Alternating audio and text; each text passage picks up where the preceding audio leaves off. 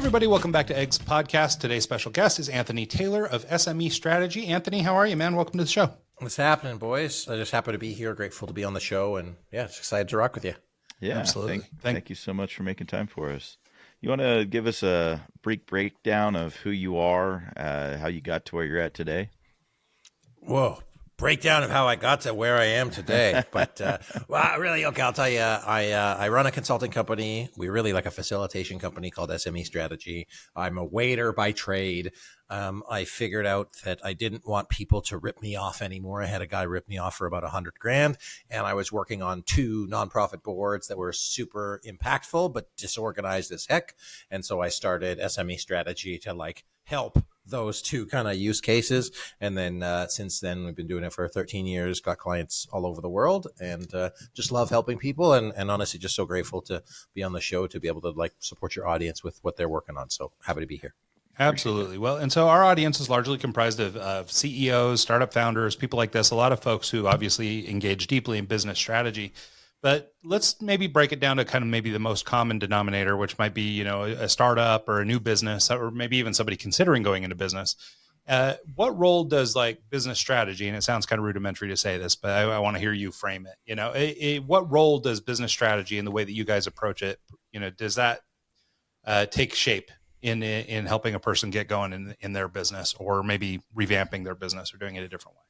So let's think of like strategy at its base is like choices, right? I've got 20 things on my to-do list. I know I want to renovate my office, but I also have to manage going to the gym and doing all of that stuff. So strategy, you know, it's like, do I eat the chocolate? Do I eat the cucumber, right? Those are strategic choices. Every business organization has to go through those strategic choices. As a small startup business, you have to make a lot of those decisions fast.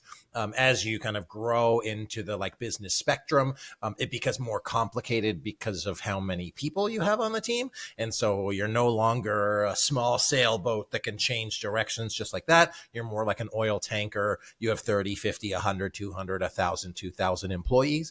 And so those strategic choices in terms of where you spend your time, money, energy, become, well, more expensive, but also more important to make sure that they're done intentionally.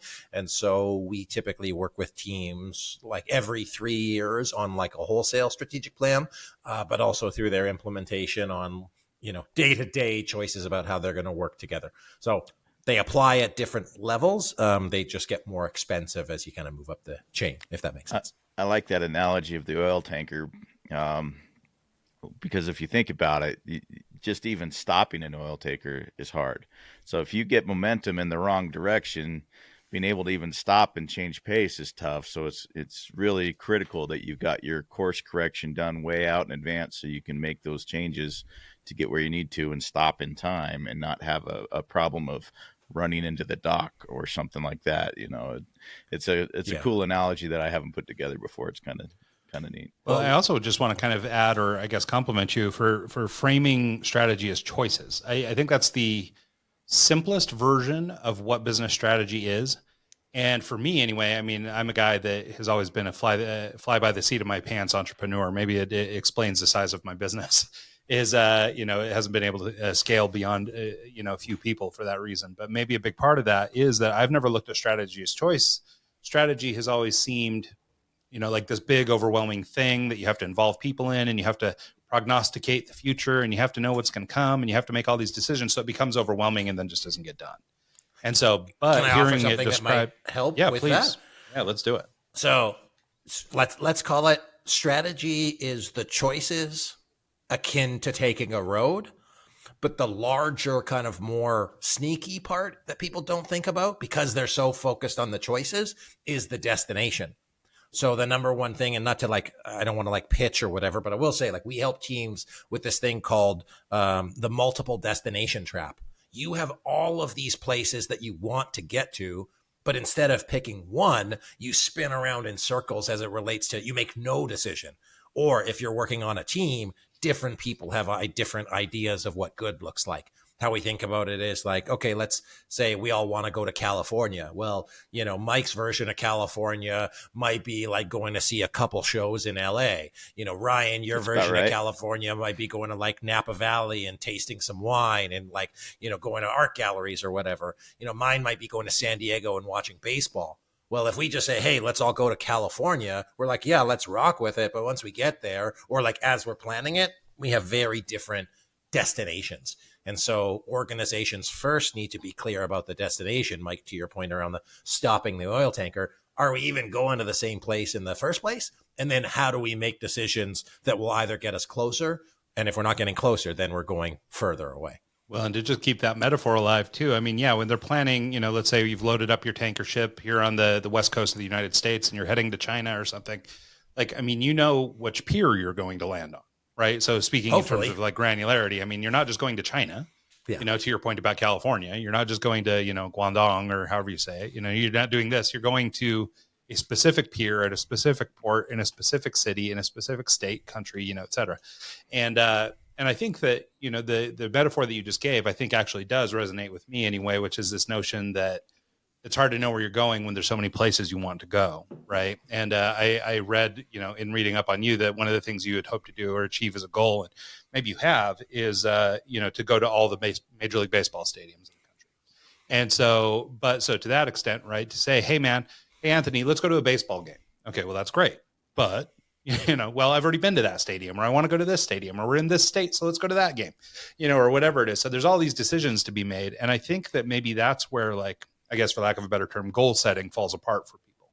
And so maybe we can talk a little bit about, pinning that down, and then even sort of the strategy of pivoting, which is, we need to know where we're going for one, but like, maybe you don't need to know where you're going to be in 20 years. Maybe we just need to set smaller goals, and I'll let you fill in the strategy here or how people actually should approach this. Because where I fall apart personally is I start going where I think I want to be, but then there's so many decisions between here and where I want to go that it just ends up being nothing. Okay. Well, so I'll say I personally had a 20-year plan. So I said, hey, here's what I want to be in, and of course it didn't work out. I'm not a multi-gajillionaire that I was in like 3 years or whatever. I said, here's where I want to be. Like loosely, I want to or when I was younger, I said, hey, what do I want to do something where I can have fun and make the most amount of money possible. So I'm like, a waiter helps me do that. So I'll become a waiter, a bartender, whatever. And I said, okay, well, what's the next thing that pays the most amount of money? It's a consultant. Okay, well, I want to travel. Okay, I want to do this. So like, aligning your decisions with where you want to go. So, if you want to grow a business and you say, I want to be $100 million, I want to have a leadership team that's highly engaged.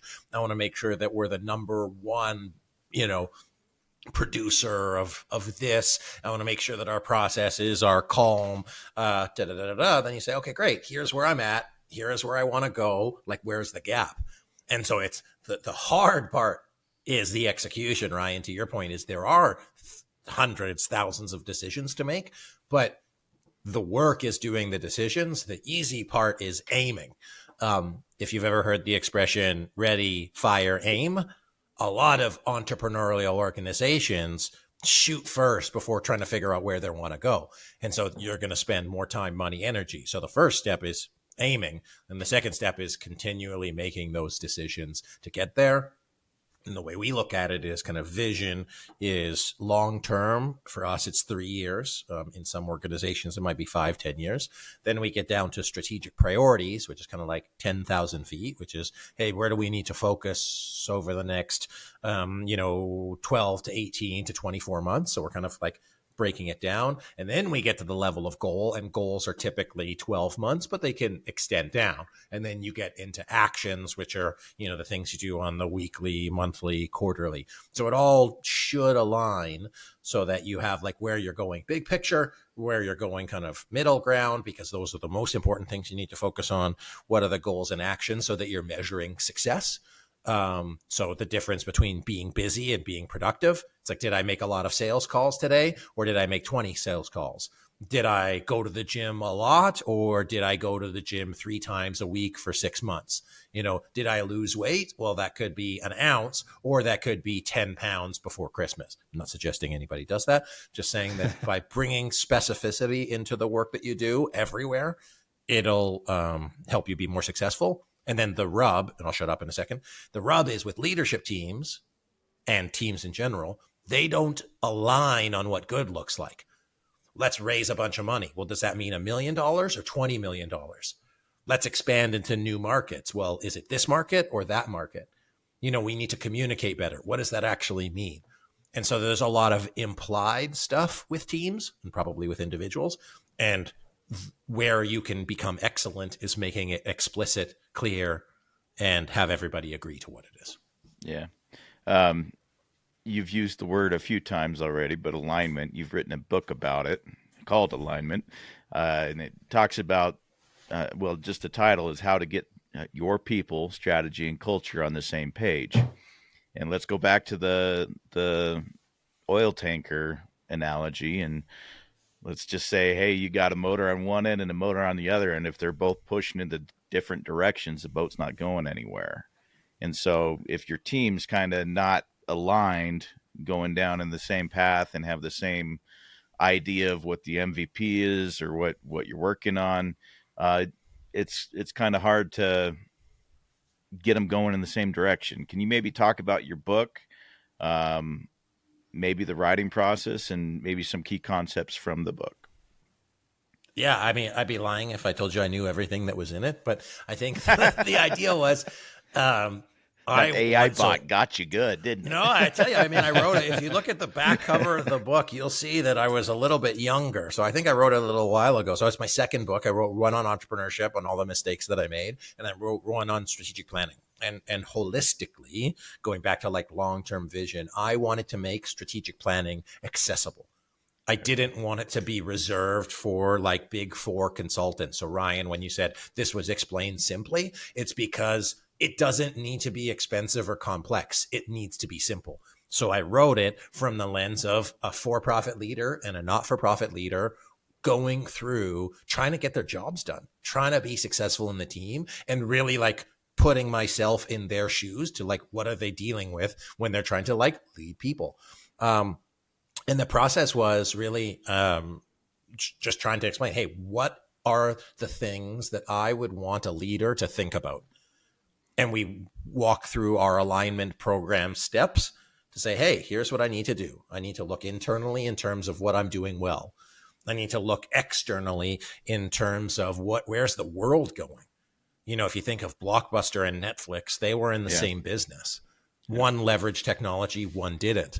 And so you can't build your strategy in a vacuum. Anyways, here's where we want the organization to be. How do I get my people bought into that? How do I make sure that I build a plan that makes sense and that works? And then how do I get them in there? And so the writing process was just, at the time, I was writing like a monster. We used to have 40,000 people a month visit our blog because that's all I did, because I just wanted to get the idea of strategy, the idea of strategic planning into the hands of these people. And we have readers from all over the world.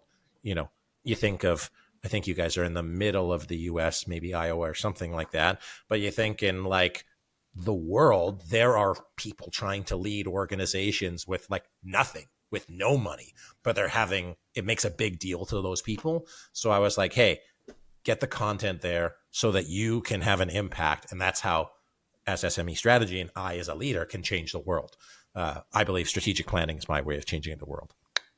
Yeah, no, I love that. And one of the things I wanted to touch on too, as you're talking a little bit about that process, or this stands out to me as a problem, and I imagine as a consultant, you may see this somewhat regularly, although maybe you're dealing with more sophisticated clients at this point.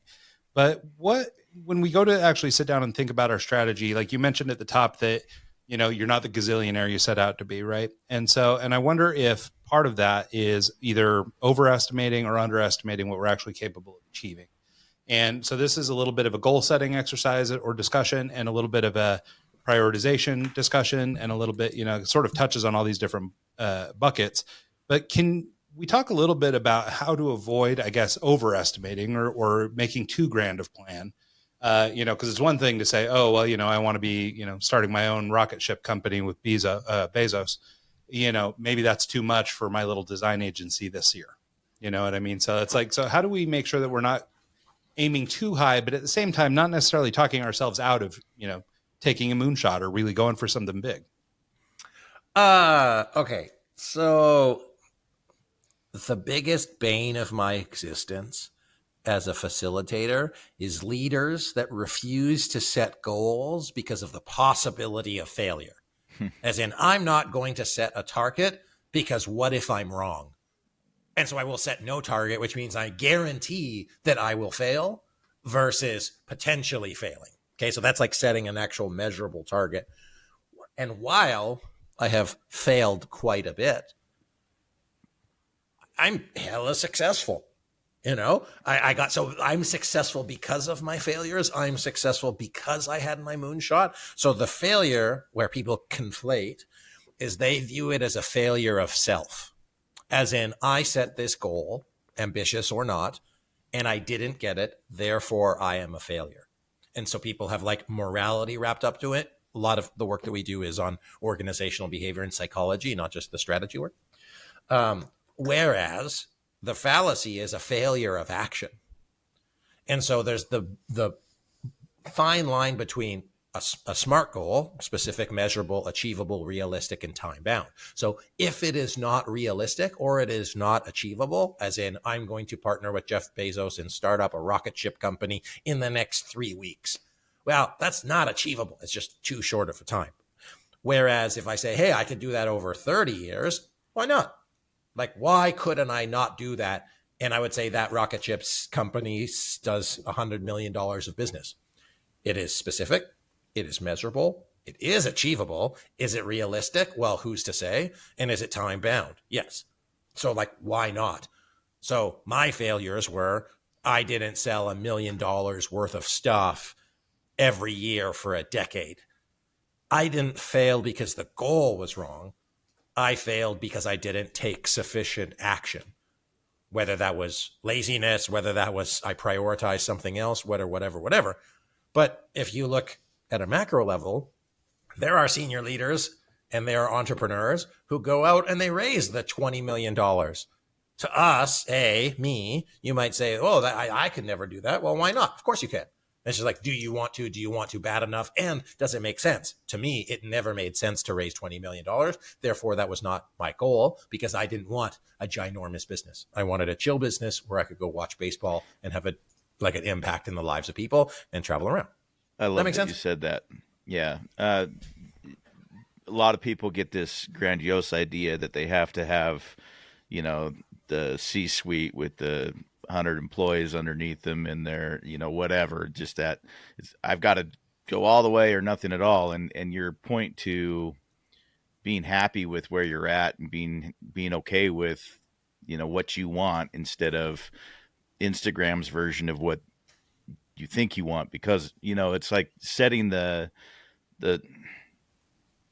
I don't know. I just see it a lot where people just, they want this huge thing, but they could be happy with just, a regular house instead of the multi-million-dollar, whatever. It just example. Yeah. No shame on anybody's game, right? I think it's and the word I wrote down, it's a definiteness of purpose, right? So I knew where I wanted to be in 20 years.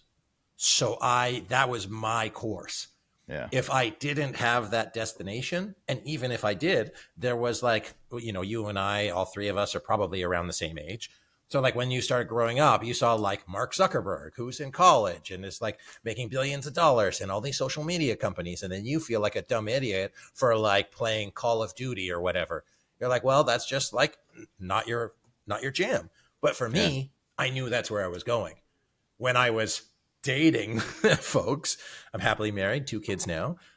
I didn't worry that, I was unattractive or folks didn't want to rock with me because I knew I had my plan. I was so sure of where I wanted to go because I mapped it out that I didn't let other stuff distract me. And again, I think that's the challenge with entrepreneurs is if they don't have a clear direction of where they're going, they will have shiny object syndrome. They will start getting distracted by every squirrel and they will slow down on their path to getting to where they want to go. So that's my advice to everybody is figure out where you want to go, be 100% like committed to it, take steps. And if you're not taking steps, you're walking away. Yeah, I I think both find of I you have raise a that good problem. point. Oh, Yeah, me too. Yeah, uh, Mike knows, God knows. I was going to say I have that problem come up a lot in software. As I'm learning a new tech stack or a new feature comes out, now I want to play with this feature over here more than I want to finish the project that I initially intended to start. And so that happens to me all the time. And at this point in my software journey, I'm actually okay with that because I still want to try and find out what feature sets are available before I can even put all those feature sets together for the project that I want. And like today, or currently I'm studying authentication. You know, it's the log in, log out, the verification email, the two-step, all that stuff. There's options out here that are plug and play, and then there's the option of building it yourself and having the customization. And after messing around for 3 weeks on the option of trying to, customize it and do it myself, I've come to the conclusion that I'm just going to take the easy solution and pay the fee for the already finished project, because authentication is a little bit more than I want to handle and I need to get the project out. So stuff like that, you'll take a 2 or 3 week detour sometimes, but sometimes those 2 or 3 week detours are necessary to get a clear picture on what you need and where you're going. So Yeah, sometimes. What I would say is like distinct from the feature is like, what is the outcome? If you're clear exactly. on the outcome, it'll help you make that decision faster. And a story I tell often, and I know Ryan, you wanted to share something, is, one time I was driving to an appointment. I knew more or less where I was going to go. I didn't turn my maps on, whatever. I drive, it's about 10 minutes away, no big deal. I'm going and I'm like, oh, dang, I missed my turnoff. No big deal. Next one's just around the corner. So instead of it being a 10-minute trip, it was a 12-minute trip. Who cares, right? 2 minutes. But if you think about that on like a macro scale, that's 20%. Yeah. So imagine if every project that you went on was 20% over budget over time. That $100,000, or in some cases, the folks I work with, $1 million, $10 million initiatives, that's $2 million in cash burned. Sure. If they're working with hundreds of employees, that's 20% wasted salary. And so you don't think of those small things, but those small things are really the ones that add up when you're unclear of like, hey, here's the outcome. But to your point, it's not a detour if you needed to have the learning. And I think that people discount the journey because they get so stuck on the destination as well. Yeah.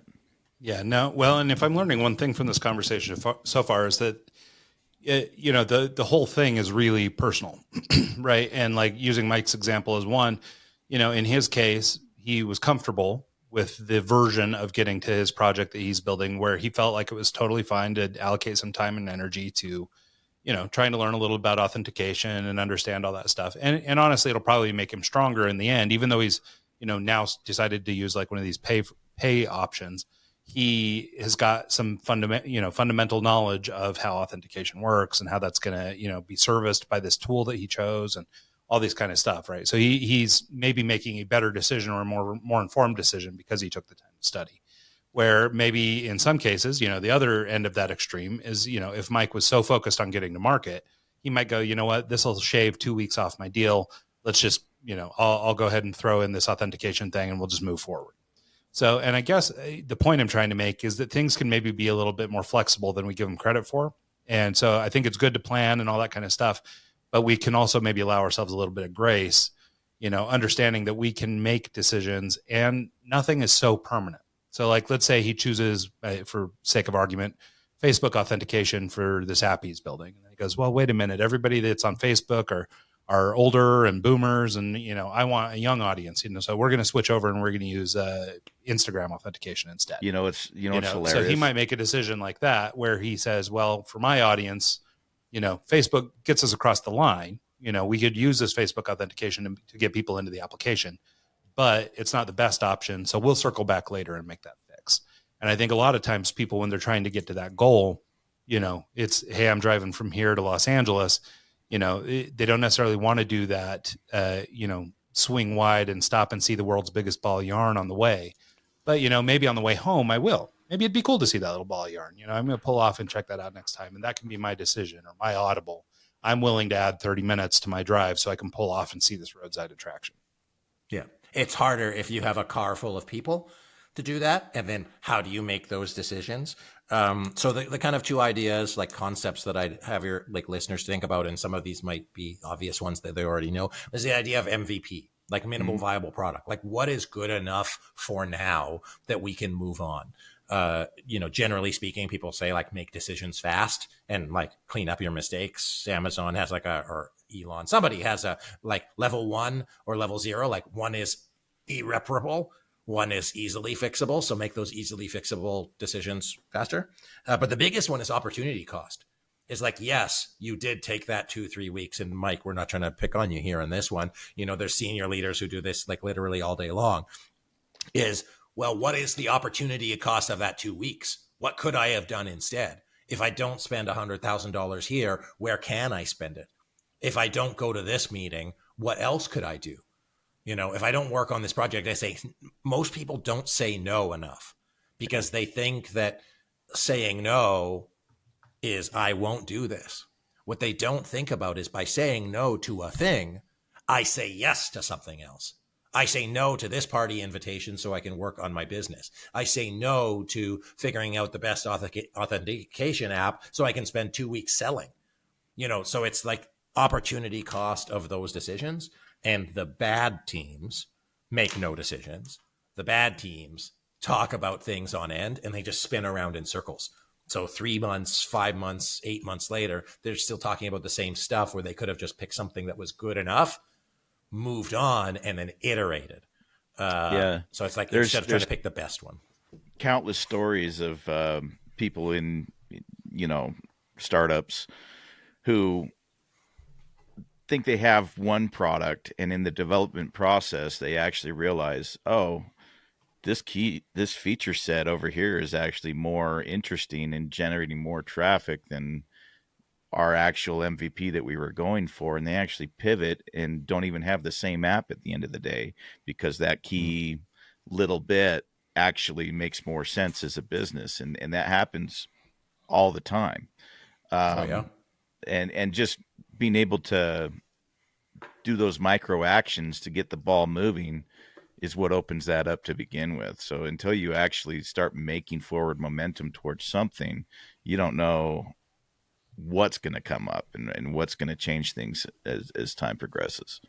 So, got to be on the field. Otherwise you're in the stands.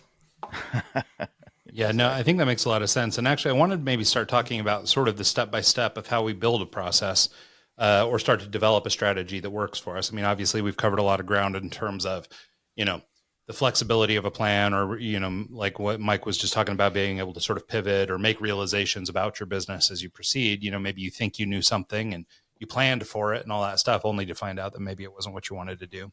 But you also touched on something just a moment ago that for me, I struggle with quite a bit, which is this idea of ideation versus execution. Like, I tend to be the guy that has a lot of good, what I perceive as being good ideas for businesses. And then because my experience is in marketing and design and things like that, I'm really good about building, putting a logo on it and building the brand around it and creating some assets for it and all that stuff. But then it just kind of dies on the vine because there's not really a business there. Rather, I've come up with an idea and I've designed a logo for it, but so it looks like a business, but it's not a business. You know what I mean? Mm-hmm. And so, so in my case, I'm sort of guilty of maybe over ideating and under executing on some of these different ideas. And some of that is exactly what you were talking about earlier, the shiny toy thing, right? Like, ooh, this is a good idea. I want to chase this down. So I do the things that I'm capable of doing easy, the light lift for me, which is throwing a brand on something or whatever. And then the actual heavy lift of going out and doing the work, or now we have a new product to sell or whatever, is kind of where I start to fall apart. And so I wonder, can I offer a potential different way of thinking about it? I would love that. Maybe you're not ideating enough. Ooh. So maybe you are shooting before you fully aim because like you're getting to the point where versus getting to the point where you don't know, which is, yes, I could make a brand on here. And I'm in startup. People are like, let's spend 10K on a website. It's like, but you don't have a business. Like, you don't have a business plan. So like, you're potentially, and again, this is just for you to take and here, there, and I'll go back to the practical steps, is what I heard you say was, I jump into doing before I've fully fleshed out if there's a business model here. Yeah, and I would just add to that too, that sometimes it's not just that there isn't a business model. Like I may even have a product or whatever that's ready to go, but when it comes down to the processes of, putting this thing into production or actually getting something out to market or whatever, like I tend to fall apart at that stage. Got it. Right. So there's, so I would say that, yes, of course I could continue ideating, and maybe I'd even talk myself out of some of these ideas if I really did. Yeah. So to your point about maybe I'm not thinking enough, that might be one solution, is actually if, I think I have this really great idea. Well, let me think about it a little more and decide if I actually want to do it. So maybe additional ideation is a solution. Yeah, and I apologize. I wasn't trying to like fix No. it. I say it from like a guy who has had 10 or 15 startups, like those shiny object ideas. Like I've built more stuff that people don't want to buy than I can count. Right. And then one of my buddies gave me really good advice. He's like, because I would take odd jobs. Like if I showed you how many business cards I had, and the thing is like, build something, sell something that people want to buy, not something that you have to convince them. And to me, that was like a big aha, because I was like, shit, you're right. I've been like really selling. And sure, it's okay. But like, do people really need it? And so, we talked about strategic plans and call a strategic plan for like a more established organization. But like brass tacks is like, make a business plan. Like do the work of saying, is there enough of a market? Can I get product market fit? Do the value proposition thing. Like ask people if they want this. Ask for some sum of money and say like, will you pay $10? It's normally $100. Would you pay $10? If you can get the $10, you have something. If they're like, even at 90% off, I'm still not going to pay for it. Nobody gives a shit. Pardon my French. And so like that to me has been the learning, not for like, here's what you should do, Ryan. It's like, people don't want the stuff that I was trying to buy. And I like the product market fit is the thing that kills businesses. Like, getting product market fit before you run out of money. And then the second piece on like a personal level is really making sure that like it connects to where you want to go. Is this a cool business idea, or is it really going to support me as like a human being in terms of like what I want for my life, what I want for my work? Like, yeah, I could do it, but should I do it? And even now I am faced with decisions of like, hey, I could do management training. Conversation we literally had. Like, yes, I want to do management training. We have all of the content already. I know that people want it. My competitors are doing it. And I'm saying no to it, even though it's a good idea, even though it could make me money, because it's going to take me away from my like core thing. And so it sucks because you're like, hey, there's a pile of money here, but I know that if I go to this pile of money, it's going to take me away from my bigger pile of money, or it's going to make life harder for my employees, or it's going to increase the complexity. We do one thing, kind of like when you say, hey, you could have any color you want of a Ford as long as it's black. It's like, here's our agenda. Here's our process, because I am lazy and I wanted my work to be lazy. We don't do custom stuff because it takes too much work. And so for me personally, it was important. Whereas other people want complexity. They want to do a different thing every time. But for me, I was like, hey, I want to do one thing. I want to do it well. I want to do it easy. I want people to be able to mail me a check. By the way, if folks want to do strategic planning with SME Strategy, you can talk to us about that. You can mail us a check and we'll do a strategic planning session with you. But for us, I knew that I'd rather do a thing really, really well that I knew that I'd be able to do until I was 60, 70, 80 versus potentially doing social media at the time, because it was what the cool kids were doing. Yeah. So I think that all makes sense. So you focus on strategic planning for any type of business, or do you have a specialty that you focus on? Is there like an ideal client that you pursue? Yeah. And Ryan, I know if you wanted me to go through the steps, happy to do that. But for us, it started as like small and medium-sized businesses. That's why it's called SME Strategy. And now like our ideal client is, $10 to $500 million in revenue, which is obviously a very large gap, but not startups. Because we've given them they could have the best plan, but if they don't stick with it, it doesn't work. And so we're also expensive. So we want to make sure that they get value, but we work across industries. I could tell you about all the random organizations that we work with. But yeah, it's pretty cool. And we work across Canada, the US, and internationally. Oh, that's awesome.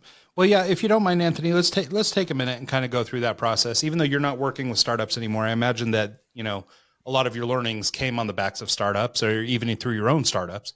And so maybe we could talk a little bit about just sort of, the process of developing a strategy that we can execute against, and we've talked about some different aspects, like avoiding overestimation or getting caught up in ideation and some of these other things, and actually executing. But for you, like, what are the steps if somebody came to you, and obviously you're dealing with much bigger fish these days, and maybe you can even take us through the process of, let's say, a $10 million organization, maybe somebody at the lower end of your spectrum, what does that guy come to you looking for? And then how do you guys help facilitate it? So whether it's a $10 million organization or a $500 million organization or a $1 billion organization, this process is the same. It's always the same. What I would say, and it's fundamentally the same as writing a business plan for a startup. It's just less dynamic in a sense. So if you're a startup, if you're a new business, if you're kind of like under $1 million, I say, like, go back to the foundation, just Google business plan template, do the work. Where I see entrepreneurs like skipping out as they hire a business plan writer. I have written business plans for people. The work is thinking about the questions, not getting it on paper. So like, Mike, your exploration of, can't remember what we were talking about. Like, that was the work was uncovering it, not just having somebody do it. But it's 5 steps. Okay. And if you Google strategic planning agenda, will come up first, and then you'll be able to like get all of the nuance to it. Okay. So first step, where are we now? So for us, that includes celebrating basically how we got to where we are. We do a SWOT scan, strengths, weaknesses, opportunities, and threats, so that everybody on, again, in this case, it's typically a leadership team, can be aligned on the same page in terms of where we're at. Do you think this is going well? Do you not think this is going well? Why do you think that? So it's all about alignment. And then we do a PESTLE analysis. And PESTLE stands for political, economic, societal, technological, environmental, and legal. And that is where we've looked inside our organization. Now let's look outside of the organization. Let's look at what's happening in the world around us. Where is the world going to be in 3, 5, 10 years? We only look 3 years, but fundamentally it's the same. When I started my business, I did this process for myself, and I had a hypothesis. My hypothesis was that when I was 20 something, there was going to be a bunch of baby boomers that had occupied senior leadership positions for a very long time, 10, 20 years, that when they retired or quit or died, that the people coming behind them would have no idea how to be managers. And so I said, because this is where the world is going, and because all of this change is happening, I think I will be positioned to be successful. So far I'm right, but I could have been wrong. So current state. Then we say, where do we want to go? What does success look like to us? And for that, it looks like vision. So 3-year vision, not a vision statement, but like, if we were totally successful today's date, 3 years from now, what would it look like? And you can do this for yourself personally. If I was 100% successful, what would all of it look like? Like, I took a time machine and described it. As well as mission. Mission is like purpose. Who are we? What do we do? Who do we do it for? Nonprofit organizations are mission focused, so they might find it more comfortable to flip. But really, it's why do we exist, and who cares if we weren't there?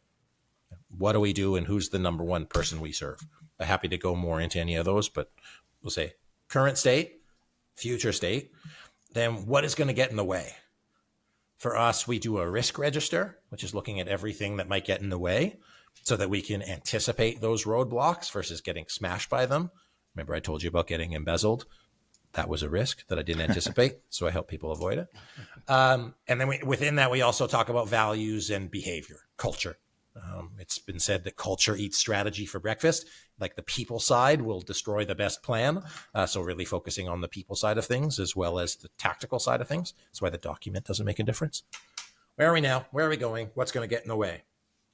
Next is, what do we do? What do we prioritize? So that's setting high-level strategic priorities. The philosopher Ron Swanson, if you know who that is, said, don't half-ass 2 things, whole-ass 1 thing. And so many organizations take on 10 strategic priorities. They try to do 10 things a little. Imagine if you have 100% of your time, money, energy, you're focused on 10 different things. That means that 10% of your time, money, energy, plus switching cost, you're not really making any progress on anything. So what we recommend is find 3 buckets, spend a third of your time in each of those, make significant progress, accomplish it, and then move on to the next thing. The challenge with teams is that if you're working in an executive team of 10 people and everybody has a different idea of what the priority is, and you have 7, 8, 9 priorities, and you have to roll that out to hundreds of people, the likelihood for misalignment is huge. It's catastrophic. What are some principles or things that you would recommend for someone who is working in a team and getting everyone in the same alignment? I'm sure it's effective communication, but a game of telephone in a business doesn't end well. Oh yeah. I mean, my short answer is do a strategic planning session, decide on what those strategic priorities are. Hire me. Yeah. Or my team, of course. Okay. So I'll answer that and then I'll kind of go back. In most organizations, many organizations, and I've done hundreds of these offsites, they have 7 or 8 possible priorities. And it's less about what is the best one, and it's more about what is the one that we're going to choose. Like there are clear, obvious best ones. You're like, okay, this is our top of all of the 8. Here's the 1 of 1. That one's usually a slam dunk. 2 of 8. That one's usually pretty easy. And then once you get to the third one, you're like, well, it's kind of a toss up between this or this. Just fucking flip a coin. And pardon my guys, flip a coin and pick it, because it doesn't matter. It matters that you choose, like ultimately. But it's basically just talking about it and choosing. The worst thing you could do is just assuming that everybody knows what it is. Happy to go more into that. But so where are we now? Where are we going? What's going to get in the way? What do we need to do to mitigate that risk? I didn't cover that part. It's not we're just arbitrarily picking it. It's saying we already know what's going to get in the way of us getting to this place. So where we need to focus is on making those roadblocks less. Okay. So we know that for us to be able to grow into a global brand, we need exposure. Right? Or what's going to get in the way is people don't know who we are. Therefore, our strategic priority is make sure people know who we are, because that's the biggest roadblock. Often, people stick with what they know and is closest to them versus what they need to really prioritize. Said another way, they do wants-based prioritization versus needs-based prioritization. I have a hose, and in front of me is the grass. I could water the grass with my hose, and it's closest, and I know how to do that. Meanwhile, there's a burning building. My house is on fire. It would be easier, closer to put the water on the grass, but actually what I really need to do is put out the house. And most people don't think about prioritization in terms of impact or likelihood or urgency and importance. So where are we now? Where are we going? What's going to get in the way? Setting strategic priorities to mitigate that. And then from there, cascading that into goals and objectives. And then fundamentally, how are we going to implement this? How do we stay on top of it? Not only what are the tasks that we're going to do week in, month in, quarter in, but how are we going to make sure that we stay on top of our plan? When we do these strategy offsites, they're kind of 2 or 3 days. And I say, okay, you've got a 3-year plan. Which is greater? 3 days of planning or the 1,100 days of implementation? Resource appropriately. And most people over-resource the planning and under-resource the implementation because it's a long frickin' time to stay focused. And so setting up like mile markers along the way to keep your team on track and then manage changes as they go. You guys remember in 2019, there was a little COVID? I blocked that out. Like anything. Perfect. Most people did. So, if you made your plan during that time, it wouldn't make any sense to keep the same plan, right? Because the world has changed. And so that's why like strategic planning needs to be adaptive. It's not the document. It's really like a living document, a living process to align the team. So anyways, I kind of went on a tangent, not a tangent. It's what you guys asked, but I'm obviously very passionate. I could talk for hours about it, but hopefully I think it's really useful. I mean, trying to parse, I guess, the flexibility in the plan, right? Being able to adapt, like you just mentioned.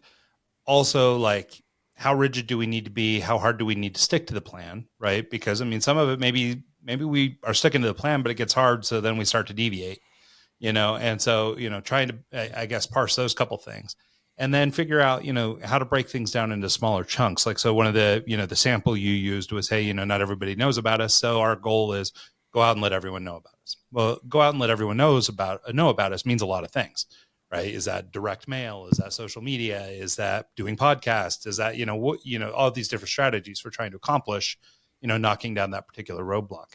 So once you have sort of I guess I think used the metaphor of sort of the 30,000 foot view, where you have this top level idea, which is, okay, well, we know that our biggest stumbling block is that people don't know us as broadly as they should.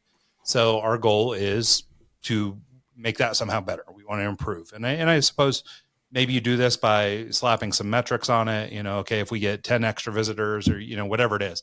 But so maybe you can help us understand that, like how you might take sort of an ambitious goal like that. Like, I'm trying to spin up a little brand right now, and we're trying to set some goals around, how many accounts do we need to sell to make this, pay for itself.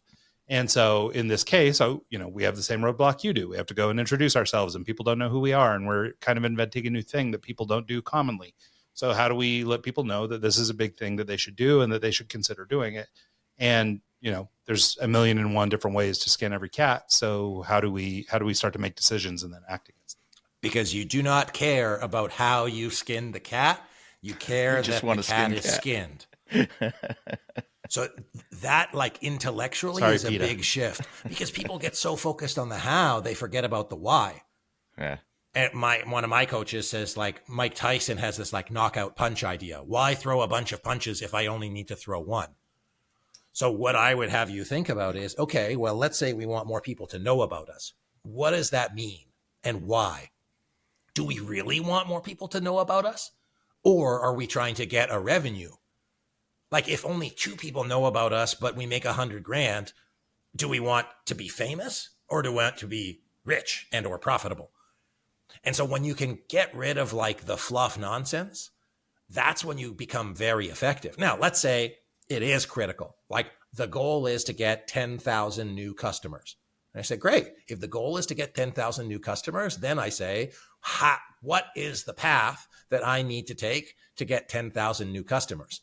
I could knock on their door one by one. I could put out LinkedIn ads. I could put Instagram ads. I could do whatever.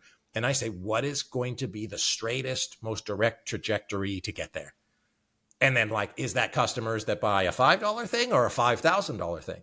What if I only sold to one customer that bought 5,000 versus 1,000 $5 customers? For the purposes of my exercise, is that good enough? And so, like, asking the question why a whole bunch of times will help you get rid of shiny stuff. Like, people who jump to social media. It's like, well, sure, social media can be good, but why social media? And what does good look like? As a team, getting really clear about what good looks like. So that's why setting the right metrics. The other kind of short answer is the difference between leading and lagging indicators. A lagging indicator is outcomes-based. A leading indicator is activity-based. If you only have lagging indicators, like I did when I failed a bunch of times, said I want to have $1 million, but I didn't have enough correlation to what I needed to do. If I want $1 million, that means I need to talk to 10,000 people and sell them something that costs $1,000. And then I would have had actually like an action plan. I know I want to lose 20 pounds. Great. Does knowing I want to lose 20 pounds make a difference? Or does saying my leading indicator of going to the gym 3 times a week for 60 minutes? I believe that if I go 3 times a week for 60 minutes, I will get there. A month later, no results are happening. I said, okay, what else do I need to change? Well, I stop eating a pint of ice cream every week. Okay, another leading indicator. So it's like building the sum of all the activities to get the result. But you have to be outcomes focused versus activity focused. Otherwise, you're going to be moving fast in the wrong direction. Yeah. Well, Anthony, and Ryan, happy to chat more about that to support you with that, because it's a problem that everybody faces. Well, no, it's true. And just like, as we're talking about it, thinking about some of these things, you mentioned asking why a bunch of times. And I've actually written on, and I read, somebody else's take on basically what they call the 5 whys, right? Which is, basically just doing that. And it seems like kind of a funny little exercise, but if you actually try it on anything, By the time you get to the fourth or fifth why, you're like, what are we doing here? Like, of course not, or whatever, it's like, but like, it's actually pretty challenging to get to that fourth or fifth why. Cause after one or two rounds of careful consideration, you go, oh, what are we doing? Yeah, why do I want a logo? Yeah, I guess we want people to know. Anyways, it's an interesting point, and it's just another one of those things I think that seems simple, but people get caught up in it. And one of the things too that I sort of think, and it's actually something Mike and I have kind of discovered in doing the show, is the sort of, I think what we think is kind of the reason most people don't act is sort of what you described earlier at the top, which was they're afraid to do something for fear of failing. And, and so we think that fear is actually the bigger motivator in a lot of these things, or the reason we don't get things done is kind of a fear-based thing, and people, dress this up in a number of different ways. Oh, I'm just too much of a perfectionist, so nothing ever gets done or whatever. But what it really is that you're kind of afraid to take that step, or you don't want to fail or whatever it is. And so here in sort of our dying minutes, do you have any kind of advice for the people who, maybe aren't taking the progress or the steps they should, maybe, aren't doing the things that they ought to be doing in their own business just because maybe they're afraid at the end of the day? Because like, as we've gone through your process here, I mean, and not to diminish it or anything, but I mean, it's like, none of this is like truly rocket science, right? I mean, we're not actually trying to get to Mars here. A lot of it really is just slow down and think. And so, have you come across this, maybe not so much nowadays, but in your earlier life, as you were beginning your consultancy, did you see more of this in people, and what are the steps that you give them to try and alleviate this? Okay. So my hot take on this, and I'll leave you two things and then we'll finish up. So one is back in the day, and I say back in the day, modern day survival was not getting eaten by a dinosaur. That was like survival. Okay. Modern day survival is don't look stupid. So it's not actually just fear of failing. It's the fear that you are going to look stupid. And that's the thing that gets in the way of people. Even if it's like totally imagined in your brain, you're like, well, somebody's going to know that I made this startup and they're going to come back to me 20 years ago and make fun of me. It's like, no, it's just fear of looking stupid. And so that's why people don't do anything, because they don't want to look stupid, whether it's to themselves or imaginary other people. So my quote, please quote me, is the benefit of the future needs to be greater than the pain of change. Okay. The benefit of the future needs to be greater than the pain of change. If you go to the doctor and the doctor says, Mike, Ryan, you guys have to stop eating chocolate or you're going to get really, really sick. You'll be like, forget that jazz. I love chocolate. I'm not going to stop eating because I don't care. I'm willing to keep being sick. And people do that with dairy all the time. And for some reason, you guys both are jointly going to a doctor's appointment and the doctor says, don't eat chocolate or you will die. You will probably stop eating chocolate or whatever vice you have. And so if you told yourself, well, if I don't do this idea, my family's not going to be supported. I'm going to be poor. I'm not going to be able to help people. I'm going to have to work as whatever the worst thing is. You say, oh shit, I should probably get off my butt and do the thing.